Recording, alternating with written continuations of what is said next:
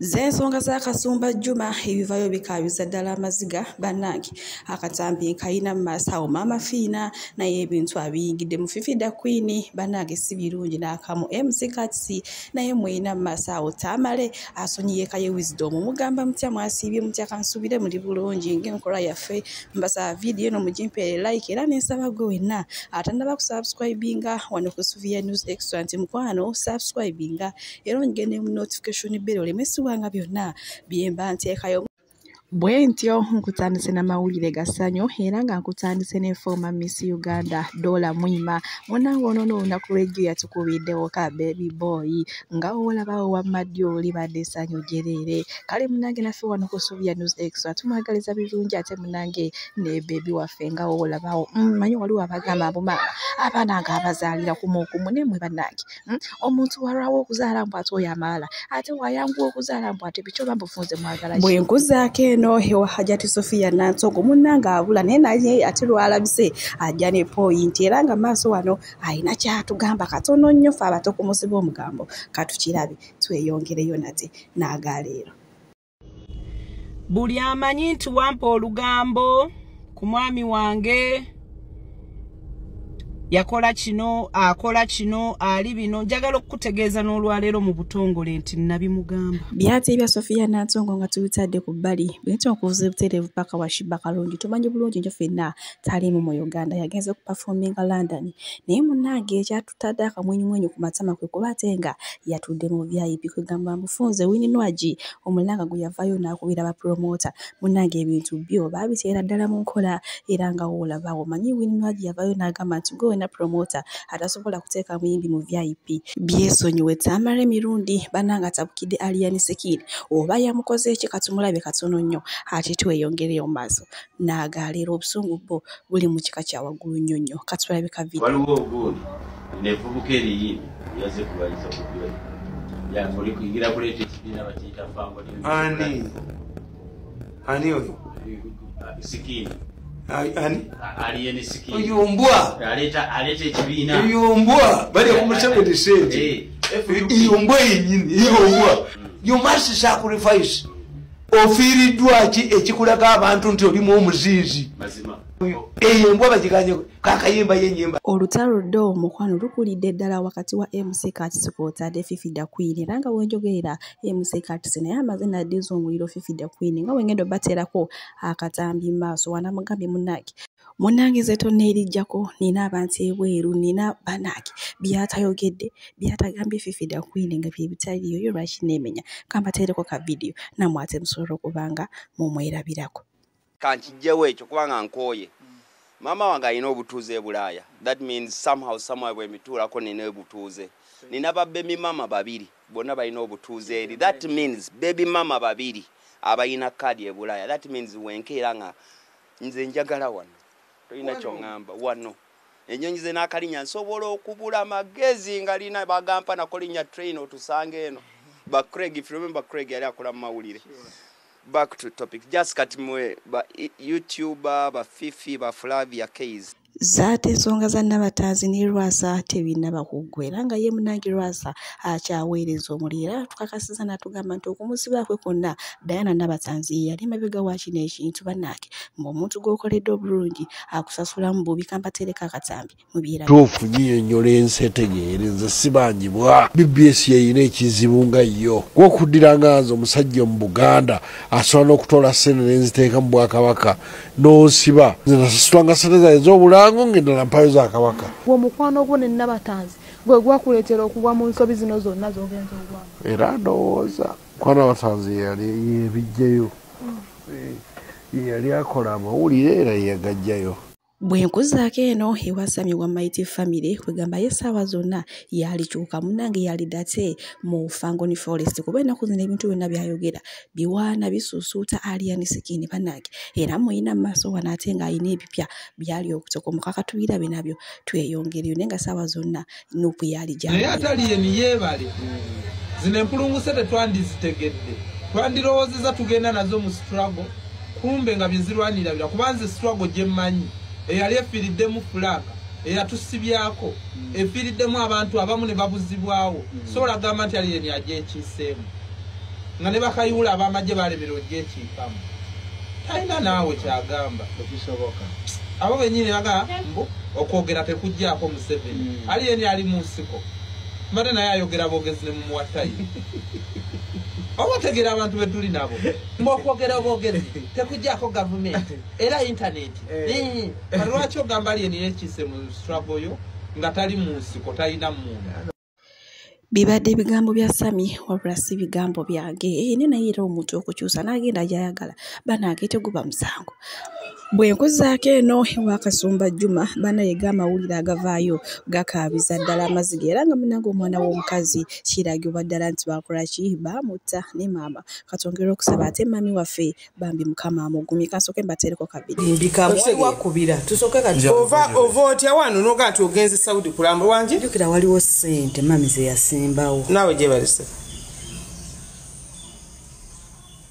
ate ffe abakuyise neddaba obamanyi social media ogimanyi otyo wabawa HH marketing agency esebo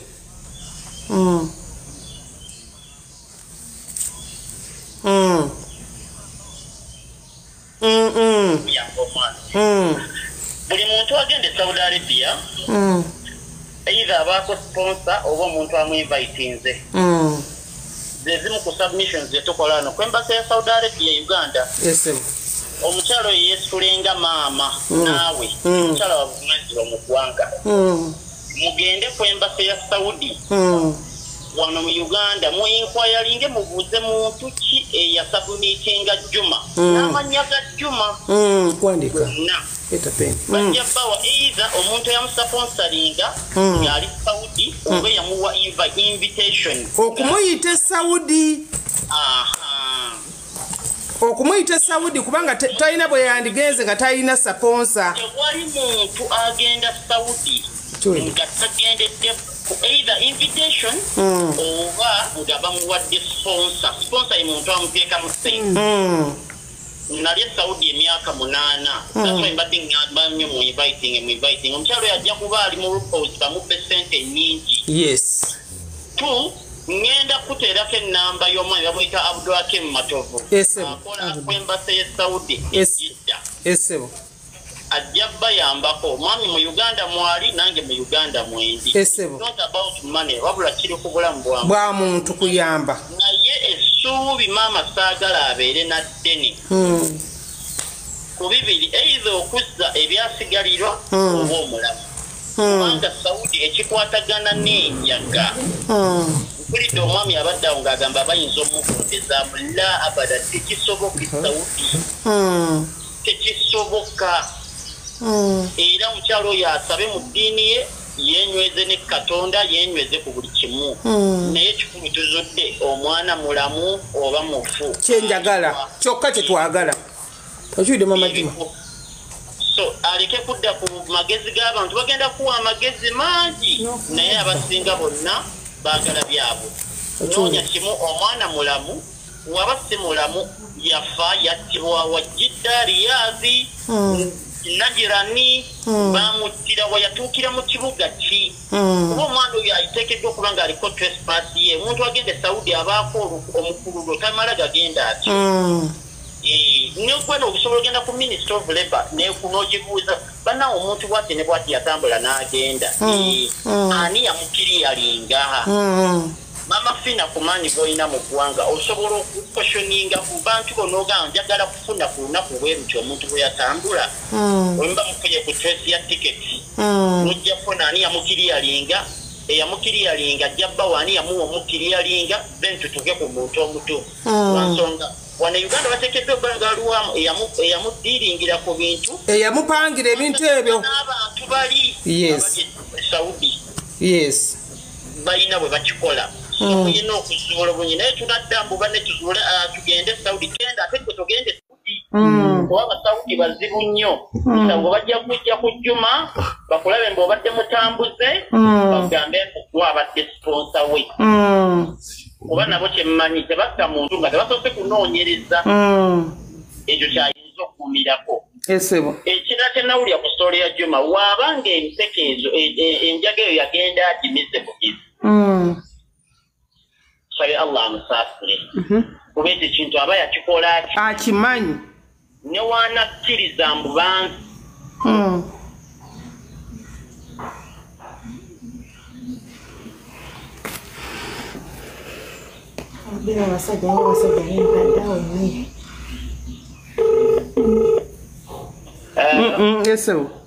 so mbadde njagala maama oyo ategeera ebintu bibiri omwana we yagenda oyingira ekintu kino ng'amaze okukwatagana n'abaami abo ng'ategedde buli kimu bamusomera mu ddiiro n'agenda nayo ekiri ekintu eky'obulabe ennyo yakwatibwa ku immigration y'e Saudi kuba kati osooka ne weebuuza bakumizisa batya empeke esooka ey'okubiri ey'okusatu ey'okuna ey'ekkumi empeke 35 kiba nga kituufu zaali 35 it is worse kiba kinene nnyo oba wali okimanyi omwana bamutwalira mu ttulwa lyaba drug trafficker ekkomera lyayinza obbamuwa abajjidda eri safe house basibire ba Nigeria bakukusa enjaga oyina mbango oyina omuntu ow'e Saudi amanye nnyo ebintu by'omunda nga olaba wa ne Uganda oba onoonya omuntu toyinza mu buli muntu kati maama agume andwere olugendo lwagendako si lwangu esaudi eyabatwala babaddemu emyaka 8 si bangu naddala ku kintu ekyonoona ensi yaabwe kati nze nkyakubira essaawa mmeka tusinkane sirina buzibu saa zononkuli nozasanga 7-8 Japan mu kibuga kale mukwano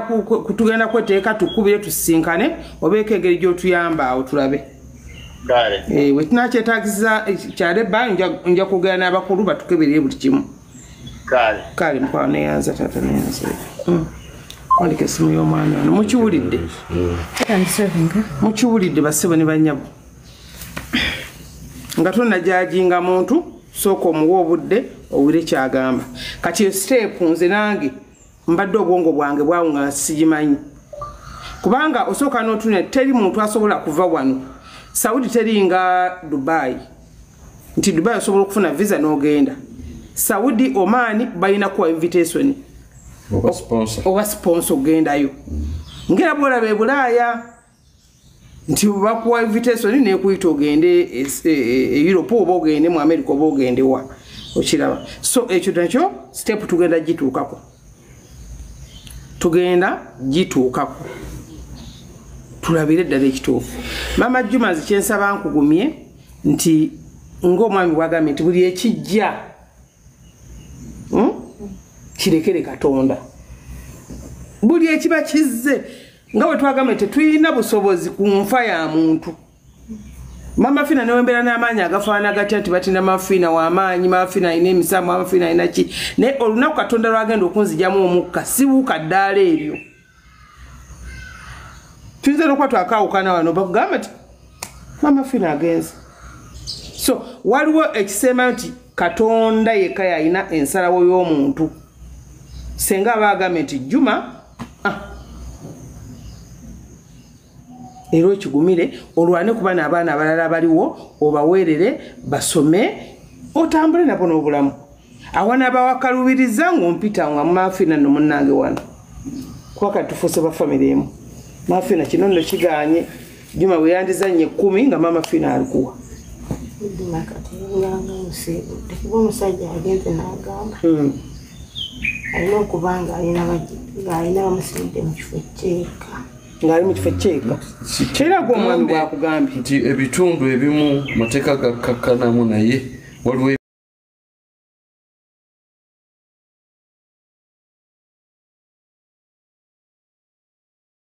Oluvannyuma lw'abaana abasajja ababiri abaali omukwano Tamale Jr ne Akaye Wisdom okufunamu obutakkaanya era wamma olutalo olubadde lw'amaanyi nnyo ne beeweereza ebisongovu naye maaso wano nina akatambi nga ye Junior ate amaze n'asonyiwa Akaye Wisdom bannaye kale bye birungi munno waakunyiiza musonyiwe okusonyiwagana kyo kintu ky'amaanyi nnyo eri obulamu bwaffe era nga ye agambye Akaye Wisdom si kyakulinako buzibu naye ataddewo obukwakwirizo agambye munnaye okusonyiwa nkusonyiye naye oba oyogera tandika weekomeko oyogera nga tukuba banno malusu ate usonye ne kumanyo banake oba atawa abamusonye oba atakyagala violence kwegamba ate bibiri musaidi nkuteekako obukwakulizo busatu nga nkusonyiye osegera buli busatu asenye kayo baddo tuunyiriza Kaboole ku chano kwe tubeere ya Saimo tuvula twali twagobako obukwakulizo busatu kayengo okomawo tukole kaye blasting amanyo oyasa manyo n'otukuba amalusu n'otukuba Kaboole poisonous omugulira akasenya negonde okusinga kaye yegulira akasenya neddagala omanja gatutereze badde bituyombya bigwewo mukole bulungi bafulanka ntambi bakasirye bagambye nti kaye tukusonyiye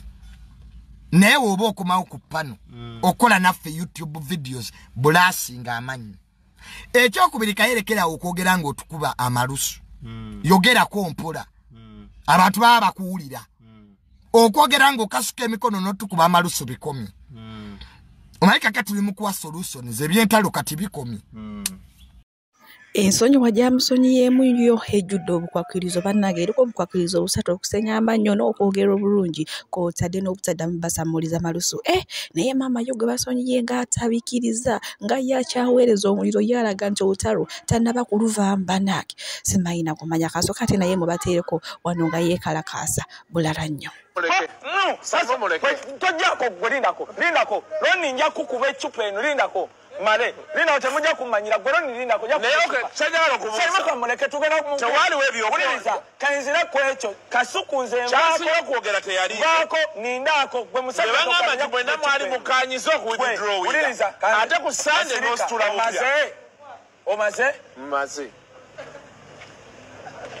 ndayira mu maaso ga Katonda God can strike me dead. Bible. So no jete kam byengeno okogera banimba. Saimo olutalo kubanga Saimo ye yagamba abaana obogere nti nali ngenda kwata omuntu. Yona information nagifunye. Nesagala joga yagamba nawe na information ntambi. Saimo era abantu amu munaye tukola nabo naye nga simi kwano jaffe. Ku content gwempadde Saimo back and forth. Saimo